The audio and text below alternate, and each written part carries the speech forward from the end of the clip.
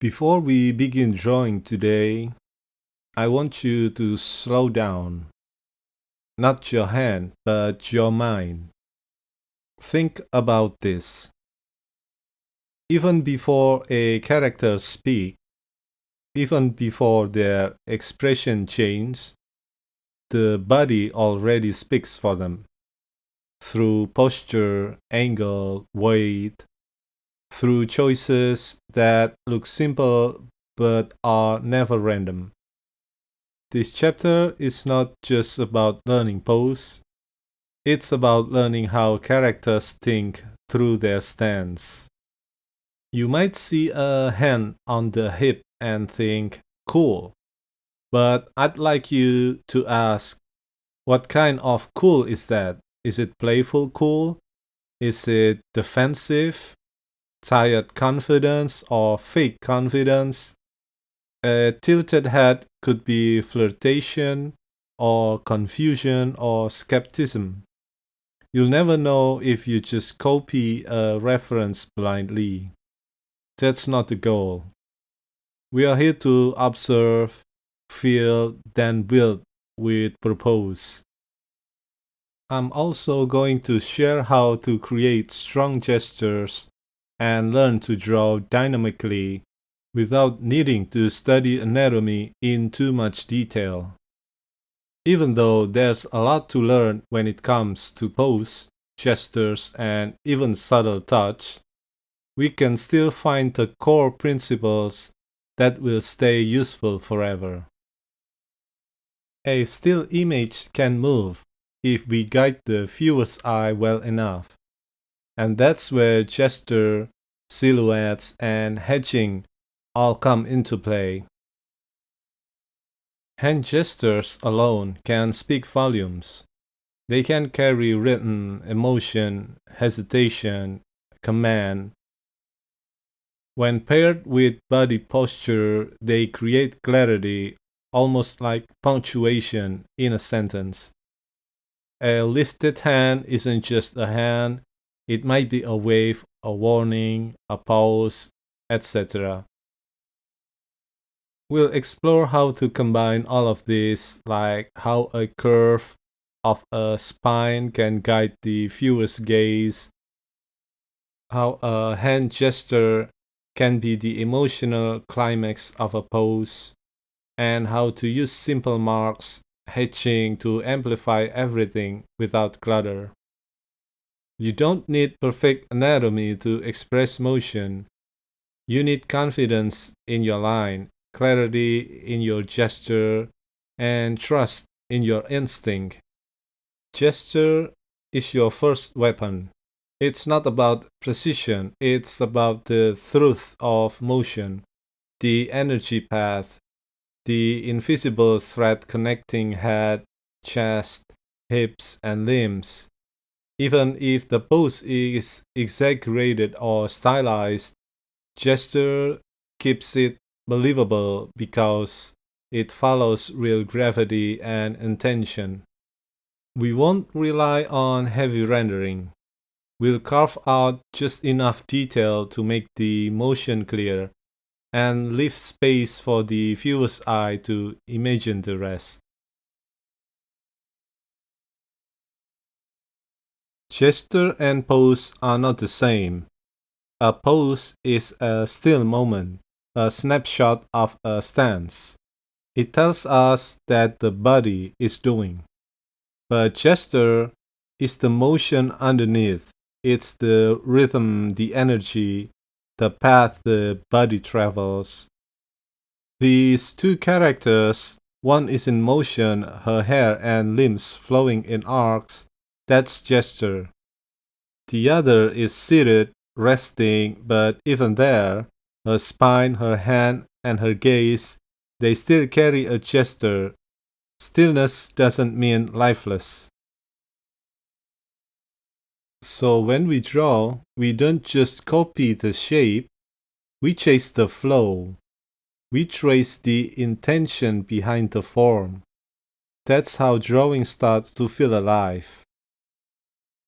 This is the flow, a single, simple line that guides the viewer's eye through the entire figure in one smooth glance, without tiring need to look back and forth. This horizontal line is called a secondary gesture or a counter rhythm. It balances the flow, helps emphasize the gesture, and adds clarity to the character's intention. So the key idea is just create one main flow gesture and one counter gesture to keep the pose balance. Of course that everything depends on context. Now the image on the right is example of a still pose, but still doesn't mean lifeless. In still poses like this, the body isn't expressing energy outward, it's holding it inward. Still poses rely more on balance, while gesture is about motion. It flows, stretches, and carries energy across the body. And still pose is about weight and intention. It doesn't move, but it speaks. It uses balance, structure, and tension to show that character is grounded or in control. I won't go into much detail here so you can keep a broader perspective and let your own imagination interpret the idea. But here are some quick sketches to give you a starting point. First, let's start with some quick, loose lines just to feel the flow. Keep it simple, don't overthink it. We're not going for complex movement yet, just the basics of motion. Now let's add a counter line to balance it out and keep it from looking too plain. Now from here, we can start using our imagination, shaped and guided by structural forms, just like we discussed back in chapter 4. Let's build a quick structural sketch, especially if you are still unsure or if you need to clarify a specific angle. I start with an oval for the head, then add dynamic shoulders, one tilted down, the other up. From there, I follow the main flow line while imagining what kind of pose or action I want to draw.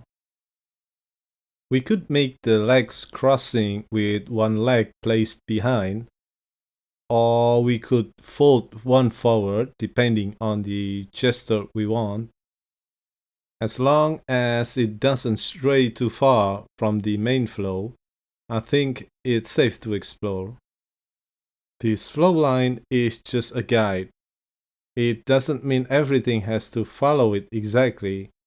It simply helps our brain estimate when a pose starts to drift too far off.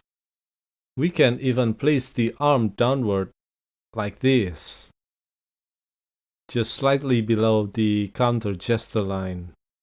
Now we can already see the gesture coming through clearly.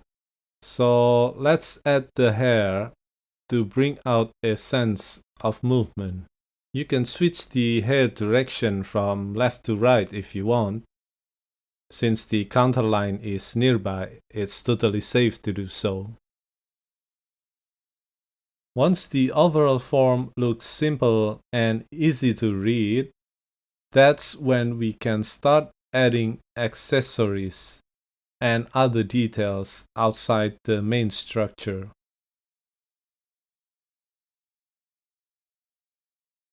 Go ahead and add this and that, accessories, details, whatever you like, but always make sure that no major part or object strays away from the main flow.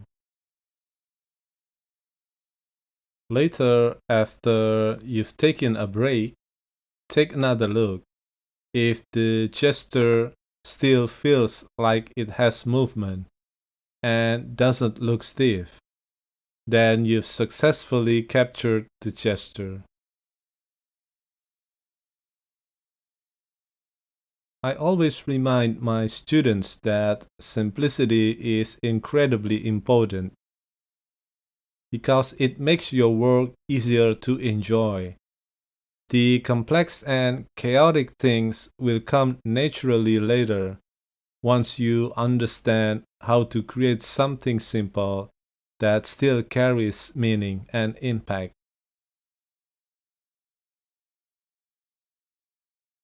Now, this is the main dynamic pose, where small changes won't affect the overall gesture too much.